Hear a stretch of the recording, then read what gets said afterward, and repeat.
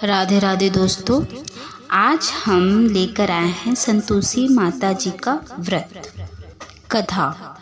एक समय की बात है, एक बुढ़िया के 60 बेटे थे, जिनमें से 6 कमाते थे और एक न कमाने वाला था। वो बुढ़िया 6 बेटों को अच्छा खाना बनाकर खिलाती, पर जो 7वां बेटा था उसे उन बाकी बेटों का जूठा पचा खाना खिलाती थी। और वो भोला भाला अपने माँ की इस चालाकी को समझ नहीं पाता था। एक दिन वह अपनी पत्नी से बोला, मेरी माँ मुझसे बहुत प्यार करती है। तो उसकी पत्नी बोली, वो तुम्हें सबका बचा कुचा खाना खिलाती है। इस बात पर उसे विश्वास नहीं हुआ।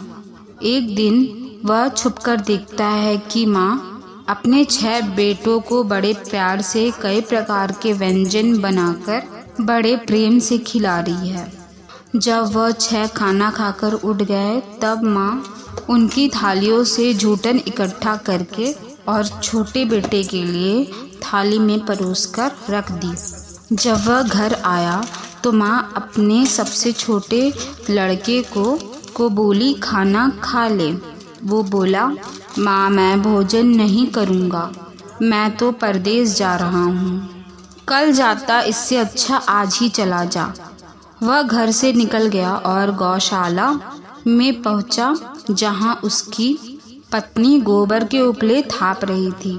अपनी पत्नी के पास गया और बोला, मैं परदेश जा रहा हूँ, कुछ समय के बाद आऊँगा। तुम संतोष से रहना और अपने धर्म का पालन करना। इस बात पर उसकी पत्नी बोली, स्वामी आप आनंद से जाइए, मेरी चिंता मत करें, मैं तो राम भरोसे यहाँ रह लूँगी। ईश्वर आपकी सहायता करे। अपनी कोई निशानी मुझे दे दीजिए, जिसे देखकर मैं धीरज करती रहूँगी। इस पर वो बोला, मेरे पास इस अंगूठी के सिवा कुछ भी नहीं है, तुम ये रख लो और मुझे भी अपनी कोई निशानी दे दो। वो बोली, मेरे पास तो कुछ भी नहीं है, बस ये गोबर से भरे हाथ हैं। ये कहकर उसने अपने पति के पीठ पर गोबर से के हाथ की थाप मार दी। वो चल दिया। चलते चलते वह दूर किसी नगर में पहुंचा और एक व्यापारी की दुकान पर जाकर बोला, भाई मुझे नौकरी पर रख लो। व्यापारी को नौकर की ज़रूरत भी थी, तो वो बोला, ठीक है, लेकिन तनख्वाह तुम्हारा काम देखकर ही बताऊंगा। वह वहीं रहने लगा और सुबह 7 बजे से लेकर रात को 9 बजे तक नौकरी करने लगा। थोड़े ही दिनों में वह व्यक्ति व्यापारी का सारा लेन देन और हिसाब किताब करने लगा। कुछ ही समय में सेठ ने उसे आधे मुनाफे का हिस्सेदार बना दिया। 12 वर्षों में वह नामी सेठ बन गया। इधर उसकी पत्नी को सास और जेठानियां बड़ा कष्ट देने लगी। उसे लकड़ी लेने जंगल में भेजती, भूसे की रोटी देती, खूटे नारियल में पानी देती। वह बड़े कष्टों से जीवन बिता रही थी। एक दिन जब वह लकड़ी लेने जा रही थी तो रास्ते में उसने देखा, एक मंदिर में कुछ औरतें व्रत कर रही हैं और कथा सुन रही हैं। तो वह पूछने लगी, यह क्या व्रत कर रही हो? यह व्रत करने से क्या होता है और ये कैसे करते हैं? तब एक स्त्री बोली, यह संतोषी माता जी का व्रत है। इसे करने से मनवांछित फल प्राप्त होता है और गरीबी, मन की चिंताएं, मुकदमे, कलह, रोग आदि सब नष्ट होते हैं। संतान सुख, धन, शांति और मन पसंद वर मिलता है और दूर गए पति के दर्शन होते हैं। उन्होंने उसे व्रत की विधि बता दी। उसने रास्ते में सारी लकड़ियां बेच दी और उन पैसों से गुड़ और चना खरीद लिया और व्रत की तैयारी कर संतोषी माता जी के मंदिर में पहुंची और माता से दुखी होकर विनती करने लगी, माँ मैं अज्ञानी हूँ और बहुत दुखी हूँ, मैं आपकी शरण में हूँ, मेरा दुख दूर करो माँ। अब वो हर शुक्रवार ऐसा ही करती। एक दिन माता जी को उस पर दया आ गई। एक शुक्रवार उसके पति का पत्र आया और अगले शुक्रवार पति का भेजा धन उसे मिला अब वो माता के मंदिर में गई और उनके चरणों में गिरकर रोने लगी। बोली, माँ, मैंने पैसे कब मांगे थे? मुझे तो अपना सुहाग चाहिए। मैं तो अपने स्वामी के दर्शन और सेवा करना मांगती हूँ। तब संतोषी माता ने प्रसन्न होकर कहा, जा बेटा, तेरा पति जल्द ही आएगा। वो प्रसन्न होकर घर गई और कामकाज में लग गई। उधर संतोषी माता जी ने स्वप्न में उसके पति को पत्नी की याद दिलाई और घर जाने को कहा। वो बोला, माँ, मैं कैसे जाऊँ?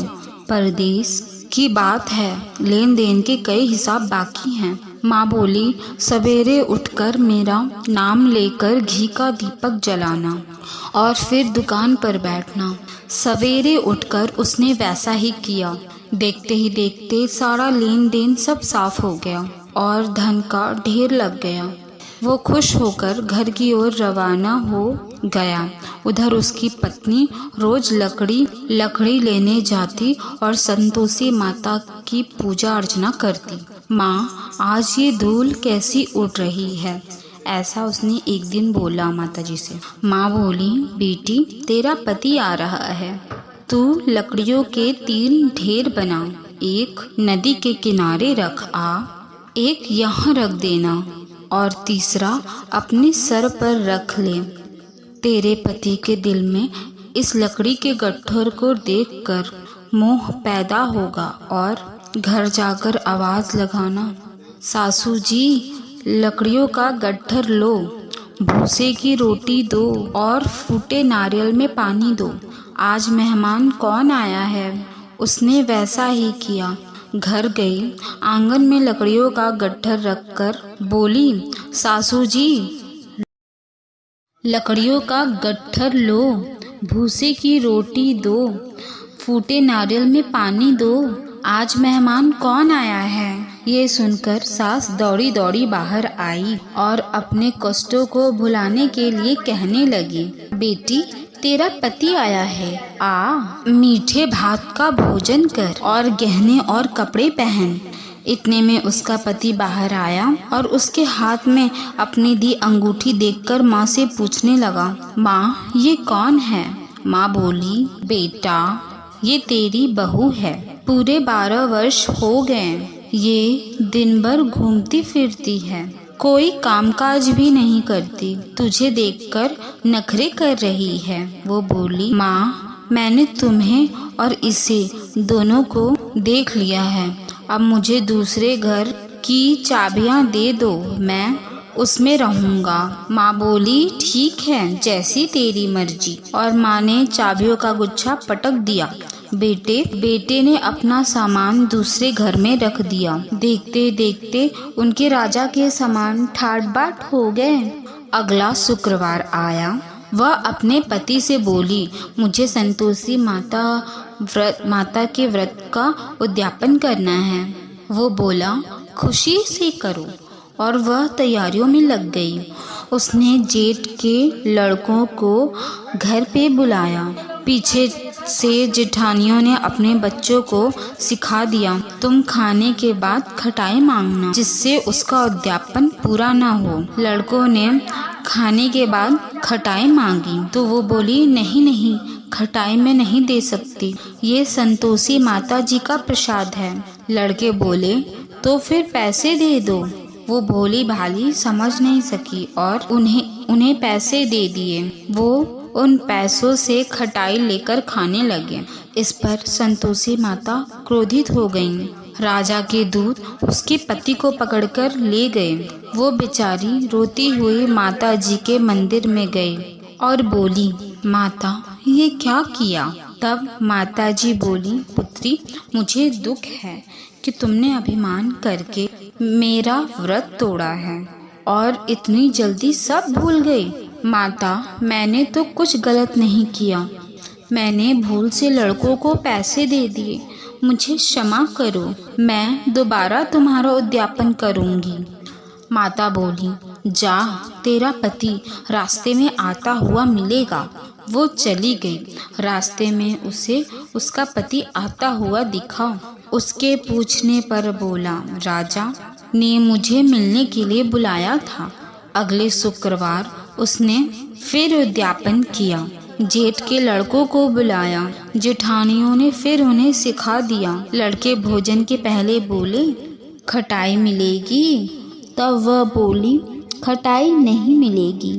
अब उसने ब्राह्मण के लड़कों को बुलाकर भोजन कराया और दक्षिणा दी। संतोषी माता उससे प्रसन्न हो गईं और 9 महीने बाद उसके चंद्रमा के समान उसे एक सुंदर पुत्र हुआ। वो अपने पुत्र को लेकर रोज मंदिर जाने लगी। एक दिन संतोषी माता ने सोचा, ये रोज यहाँ आती है, आज मैं इसके घर जाकर इसके ससुराल देखती हूँ। ये सोचकर संतोषी माता ने भयानक रूप धारण करा। गुड़ व चने से सना मुख, सूंड के समान होठ, जिन पर मक्खियाँ भिनभिना रही थीं। ऐसी सूरत में वो उसके घर गईं। दहली में पांव रखते ही उसकी सास बोली, देखो कोई डाकिन आ रही है, उसे भगाओ वरना किसी को खा जाएगी। सभी घरवाले भागकर खिड़कियां और दरवाजे बंद करने लगे। तभी उसने ऊपर के खिड़की से देखा तो वहीं से चिल्लाने लगी, आज मेरी माता मेरे घर आई हैं, आज मेरी माता मेरे घर आई हैं। उसकी सास बोली, पगली, किसे देखकर उतावली हुई है? बच्चे को भी पटक दिया।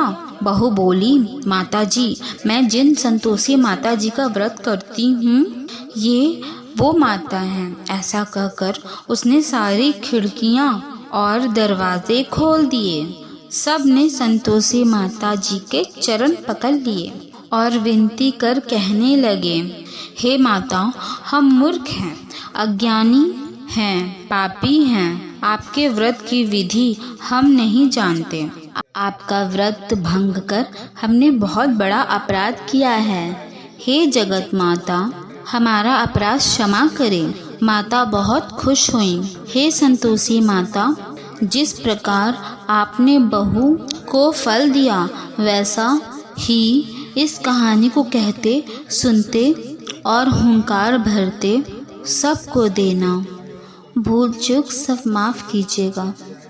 जय संतोषी माता जी की।